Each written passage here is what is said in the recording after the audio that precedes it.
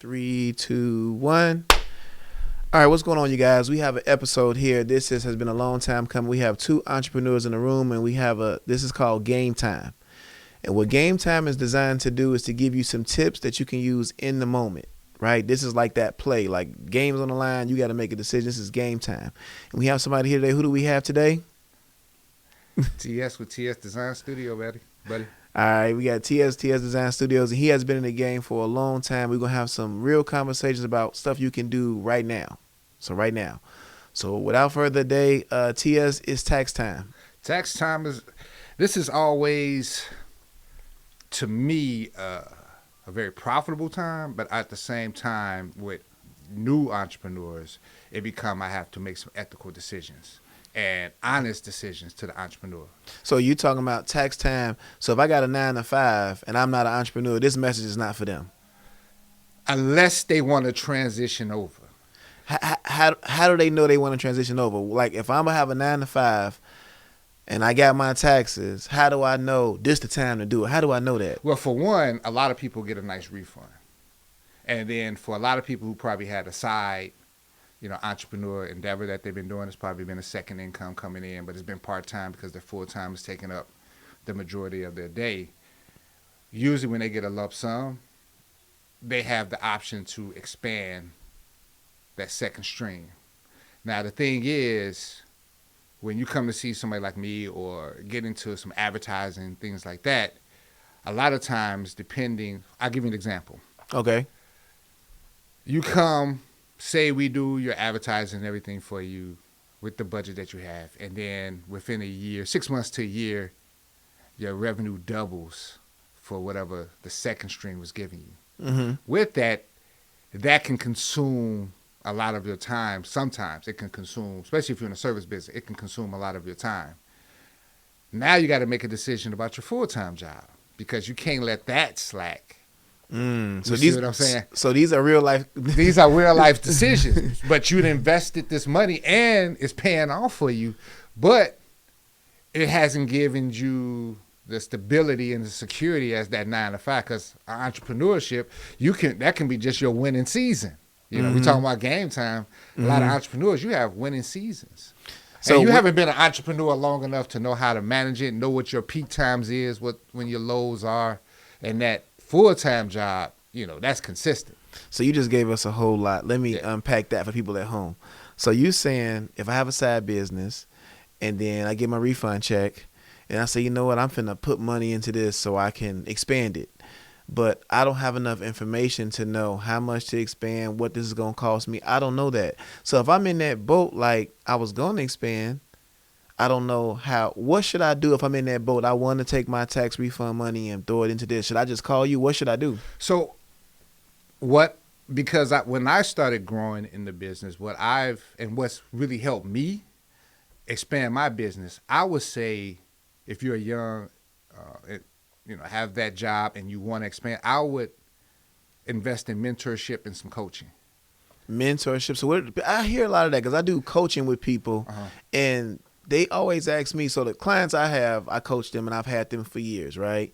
But they say, where do I find coaches? Because Instagram, once you mention coaching, the algorithm will send you all of these people. So where do people find good coaches and mentors in the business world? Well, I'm going to give people my experience. Okay. I was looking to expand just to get my value up because my skills was developing incredibly. I needed to, and I saw people in my field elevating, getting the huge corporate jobs, getting those government contracts. I just didn't know how. So what I did is, the first thing I sought out, whether it was on the internet or not. Silence. Silence your phones. Don't be like TS. Yeah, don't be like me. So what I did is I went out and saw somebody, and lucky for me, I found it on the internet, somebody who was doing exactly what I was doing, but better. He didn't market himself at the time as a coach. He was just giving, believe it or not, he was just giving information about what he did and how he succeeded in doing it. And it led to him being a school a big time thing, and I just started following him. Mm-hmm. And then he started offering these services. So I guess he saw, hey, I got something here. So you never talked to him like, hey, could you coach me? You never reached out to him? I reached out to him to sign up for his classes. And how long did you follow him before you did that? 3 years. What, say it again? 3 years I followed this dude. And he was giving out on YouTube, developing his channel. He was getting bigger, and he was giving out, and I couldn't believe he was giving out this information for free. He probably rich now. Is he rich? Oh, yeah. I think 1 year, he said his top year, he did like $8 million. Wow. And that was coaching and teaching. He stopped doing design completely, but just the information he was giving was priceless. So I started paying because he got to the point he got smart. Like, if you want more, sign up for this elite class, this leveled up class. Mm-hmm. But I found out that information because he would actually do role playing. Dramatizations explaining when you're in this meeting, this is the type of conversation. And you know what? The role playing, that people can see it better when someone is actually, because they're like, oh, it's like acting like a show. It's entertaining, but it's realistic. Yes. And what I saw is I would see that dramatization. I would say, okay, let me put that in my situation. Mm-hmm. You see what I'm saying? And then once I started getting that training and stuff together, it built my confidence. So when I did have additional advertising dollars, I was confident to say, oh, I can put my money here. I can boost and run this ad. And I knew how to produce the ad. Like, okay, this is my strengths. This is what I know I can do. Then I start studying my clients. These are the type of clients I want to deal with. I want to get contracts. I want to get monthly payments. But then you become a little bit more smarter and more strategic about what you want to do. Because I get so many people, they'll really get a tax check, and then they probably got some savings, and the confidence is not there. Because they got so secure with that 9 to 5. Once they start seeing, website being developed, logo and all that stuff, and all these marketing materials, they got beautiful brochures, presentation packages, they got the client list together, what they're going to boost out. They ready. And sell, and all of a sudden, it's like it get real. They even put a date on when they're gonna launch. It's real now. So here's my question: when you've been in the game for a long time, you've seen a lot. Is the refund check? Is that the best time to jump, or should it be after? I mean, I know it's a case by case, right? Yeah. So what's the best time to jump? Would you say? I always the tax return. I think it's like a lump sum of money coming to you. That's why is the most top on the list. But then you get some people, the second stream, they just been putting it aside because they know they want to do it. It's just building up enough courage to say, I want to expand. So what will build that courage? What if they listen to this and this is resonating with them and they like, man, I got this side hustle. I do got enough money. I like they say, I agree. I don't have confidence. What can they do to build that confidence and get those affirmations to say, you know what, you're ready to do this? What can they do to get to that? Now, to all those who are not spiritual, not religious, leave the room. No. Yeah, because I'm about to get a little spiritual with you. But take your time. You have to. I prayed. I consulted with God. I was blessed to have a wife that, if I bring her some ideas, that and the other, she will give me pros and cons, but she gonna have my back. So it's good to have a support system, and you gotta go into the supernatural because competition is real. You're not gonna be unless you're the only person in that space. Competition is real. And I'm going to say something about that. If you're the only person in that space, that might not be a good space to be. that's unless you can want to, and then that's even more. It's two ways with that too. It is going to be super expensive because you're the only one, and you're gonna have to pay for a lot of R&D to you're not sure it's gonna work. You're gonna need a lot of backing in it. Other than that, competition is real. Yeah, and whatever space you're going into, especially if you're elevating in it, it's cool when you get your big leaguers. But like I said, competition is competition. Now I got something for you. Here's another one I got. So let's say I'm an entrepreneur. I got my refund check. I'm a 9 to 5 person. I got some side business. What's the worst thing I could do with my money?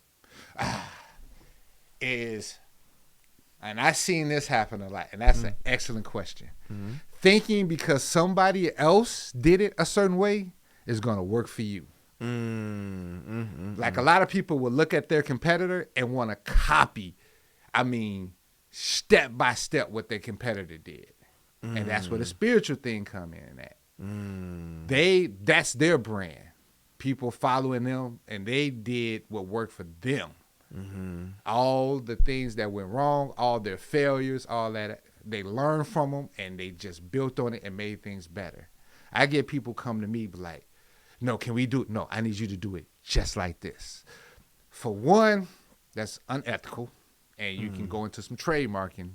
Really? Issues. I didn't know that. Because you can't take the advertising, because you'd be stealing a lot of branding material. You get a lot of people who really, because that makes them secure. Timmy, with his business over here, he's super successful.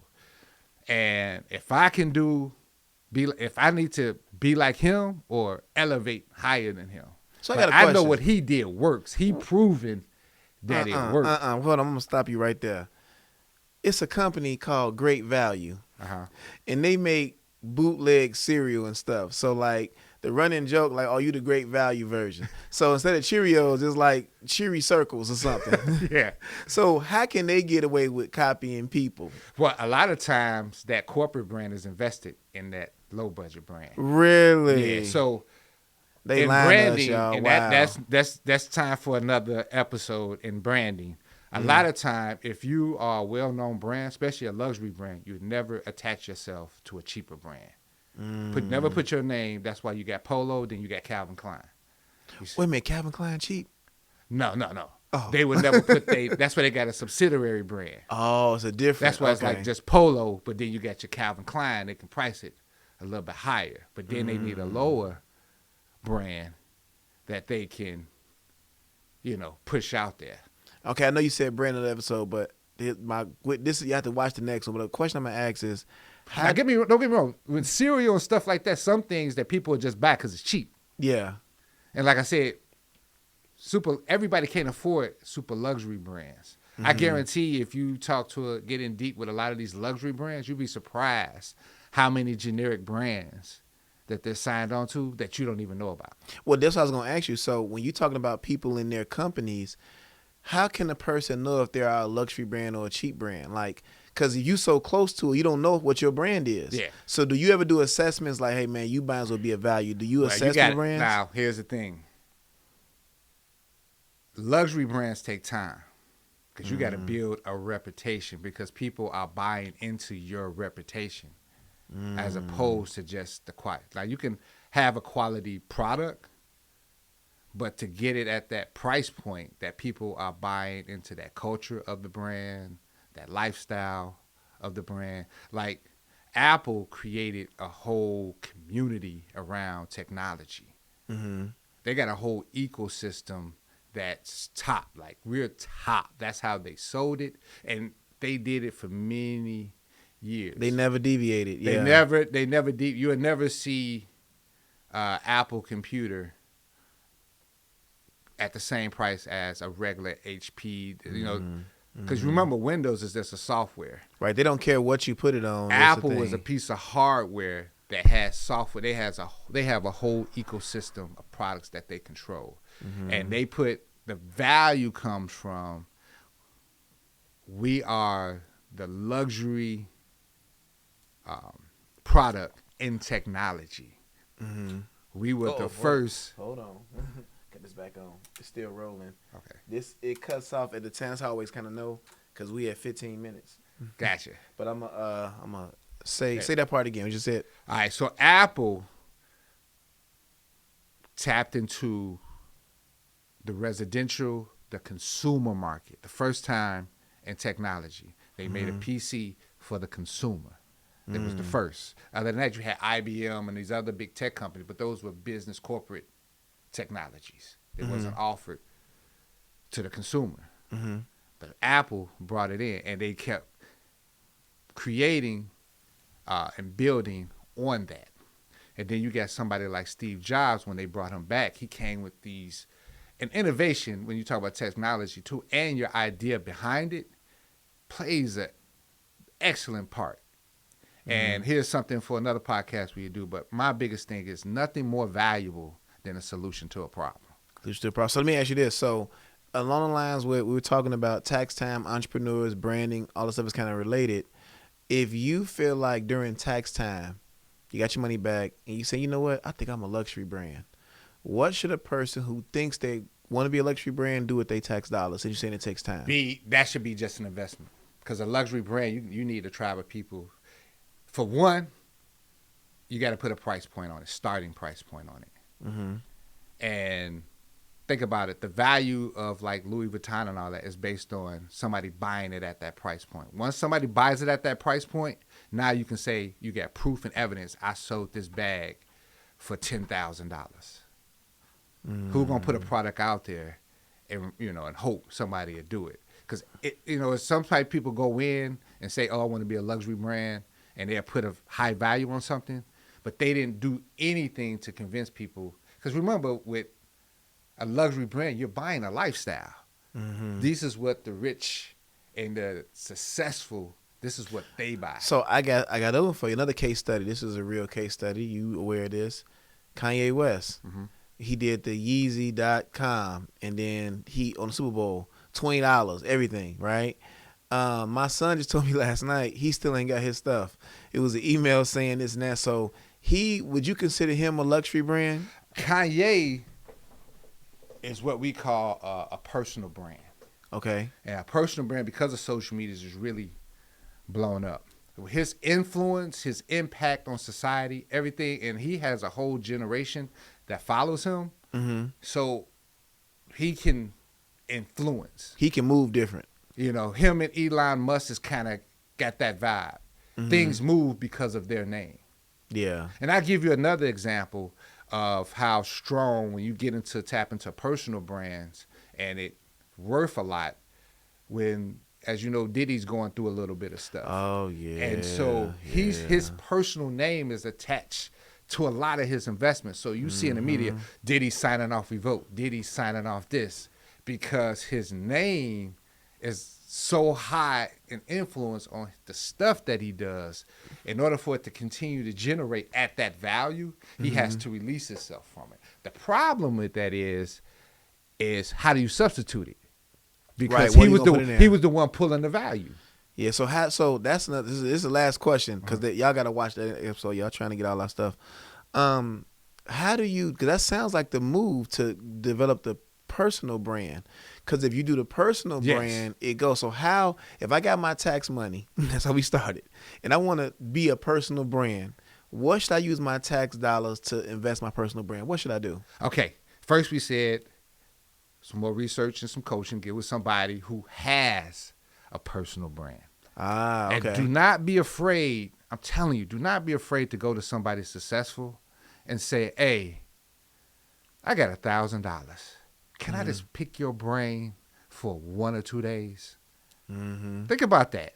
People always say, "I'm gonna go back to school, do this, that." What if you go straight to the source? Somebody who's already successful, somebody who's already doing it, and say, "Hey," and then you sit down. I had a guy who I know. He said he went to somebody who was a great orator. Mm-hmm. He loved the way she spoke. He loved the way she presented. He loved when she did a voiceover, and he was trying to get into that space. Mm-hmm. I mean, she's well now, so he knew he had a full day with this woman. Full day. A full day. He wanted 8 hours. Okay. With this woman. Mm-hmm. He went to this woman and said, "I will give you $10,000 if you sit down with me for 8 hours." But he said it took him a month to prepare for those 8 hours. And he said she felt so bad that he was paying her that much money just to consume 8 hours that she gave him more information on top of that. So she planned for the meeting. And he said the money he achieved in 1 year from that 1 8-hour meeting, because he knew how to strategize from that. Because somebody who proven that it works, he said he just put it in his situation. So the information, he didn't steal what she did. She just gave him key elements to work. And he just applied it to make it work for him. And within 1 year, he said that 10,000, he got that times 10. And that's in 1 year, just by having enough guts. And like I said, it's a risk.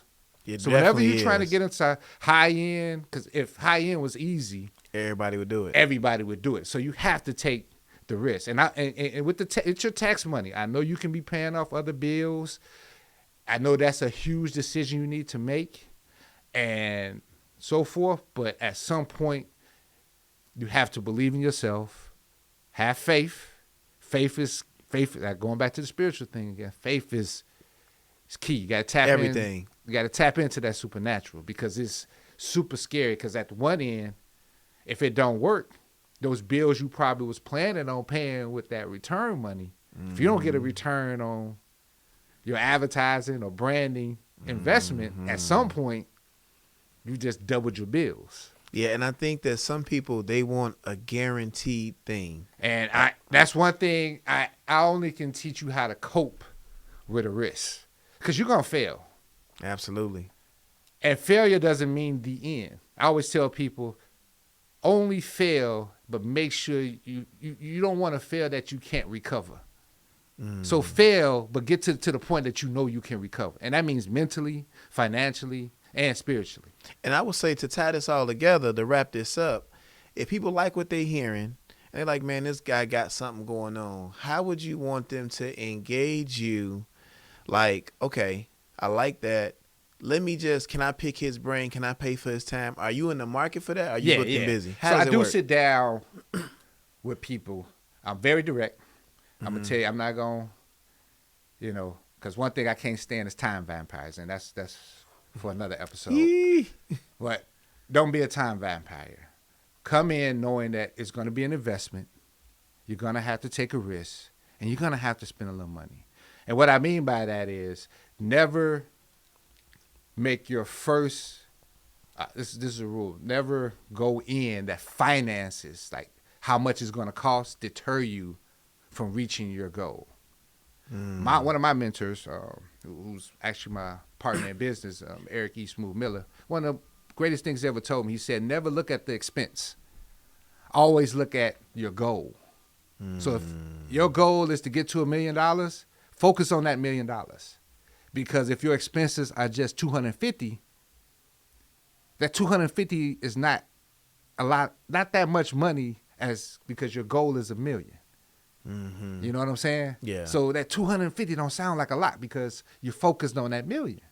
But if you go in and I just tell you, you don't got no goal, a financial goal in your business, and I just tell you your expenses, this is going to be 250. I just gave you a price.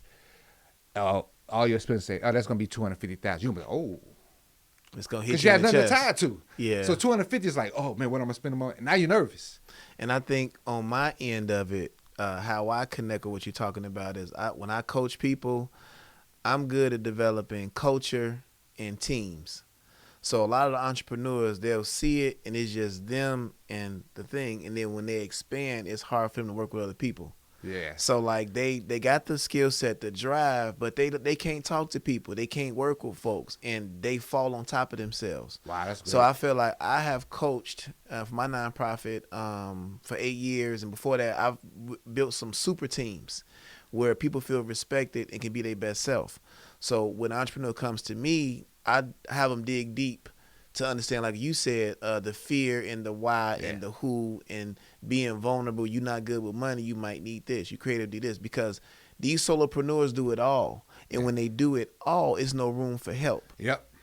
So I feel like, you can talk to me, talk to TS, either one of us, to kind of understand, because if you're trying to be in an entrepreneur space, it takes courage. And he said the supernatural, you got to dig deep and look in the mirror, because it's bigger than just you. And I feel like, and you can tell your opinion on this, I don't think you should just do it for yourself. I feel like if you're trying to get $1 million some dollars, it should be to help your family, your community, put other people on. If it's just you, it's lonely at the top and there's nobody to share it with. What do you think about that? So you brought up a very valuable point, and when I met you, you was always disciplined, focused, somebody that I was like, this is somebody I need to know. But I will always work with people older. Yeah, that's key. And which helped me. Now, tying it back to what you just said is we have to work with people. And you was the first person when you were working with those young guys, you was like, I got some guys for you. The dream team. And I've never worked with young people helping me produce work because I always worked with 1099s. Mm-hmm. They always was seasoned and that was safe. Mm-hmm. But I was like, that's expensive. Yeah, for sure. Working with some young guys, it's less expensive. Mm-hmm. But now I have to be really involved. I have to coach. I have to teach. I have to. And that was new for me. And I always appreciate you for that because you stayed on those guys. You checked in on them. Mm-hmm. And that helped me because I was like, I got to get better with these guys because I saw the more time I was spending with them, the more I was helping them, their skills got better. Absolutely. And when their skills got better, I was like, okay, more money came in. I was able to pay them more. You see what I'm saying? And it was a structure behind it. And that's that indirect mentoring because they come in and you look at the character of them, are they reliable? And then we have some of them who had skill sets that was crazy. You know? And like I said, they went off the rails, some of them. Yeah, some of them went off the rails, but it was a learning experience for me. And that's why I say your program is super valuable because I knew your character. I knew basically your brand. Mm-hmm. And I know once you say they good, you had such a great reputation. I'm like, if Jason say this works, this works. Mm-hmm. And you stood by that. You checked in on them. Mm-hmm. You made sure you stood by your brand. I had to because if they mess up, it's everybody. And I feel like we need more of that with this because like watching this episode, they like, okay, they seem like a group. And would you be open to doing a breakfast once a month or a Zoom meeting? Because people have been saying, like, I can come to a breakfast and, hey, y'all, me and you do a breakfast and invite certain people who've been, and then they get to in person. And then that way they can kind of see. Because I feel like more of those hands-on things are not happening. And, of course, we both busy. But if we said 2 hours on a Saturday, everybody come, we talk about a topic, and they want to do it, that can build. Because I feel like with social media, so many options with algorithms, but real in-person experience is what people want. What do you think of that? I am so for that, and this will tie back to what you said, is the whole purpose of entrepreneurship, and I stress this on some other talks I've done with other entrepreneurs. The top goal of entrepreneurship is to serve, whether you have a product or your service. That's right. You're serving. Mm-hmm. If you go in there with the mindset of you're not serving, you will fail. And you will fail. Mm-hmm. Period. Every rich person that you can think of, every billionaire, you hear them talk, they're serving. Absolutely. They put what is the needs of the consumer. And me being a designer, I got into the space, they were saying, I'm an artist. Mm-hmm. But then I got into the business and I started listening to my coach and people that I admired that was in the business. They was like, no, you're providing a service to a consumer. It's not about you. You're not an artist. Nobody's buying your vision and culture. They're telling you what they want and you have to produce. You have to execute it. That's right. Just like with a product. You have an audience that's buying your product because if you shift from that whole purpose and vision of that product or of that service, you will lose a lot of your clients. A lot. So the end goal is serving. All right, y'all. So thank y'all for tuning. Hopefully you got some value from the conversation. If you're interested, hit us up. If you want to further have more conversations, you'll see these sound bites out. They'll be on both of our platforms. But this is our first episode of Game Time. Hope you guys got something out of it. Take it easy. That's dope.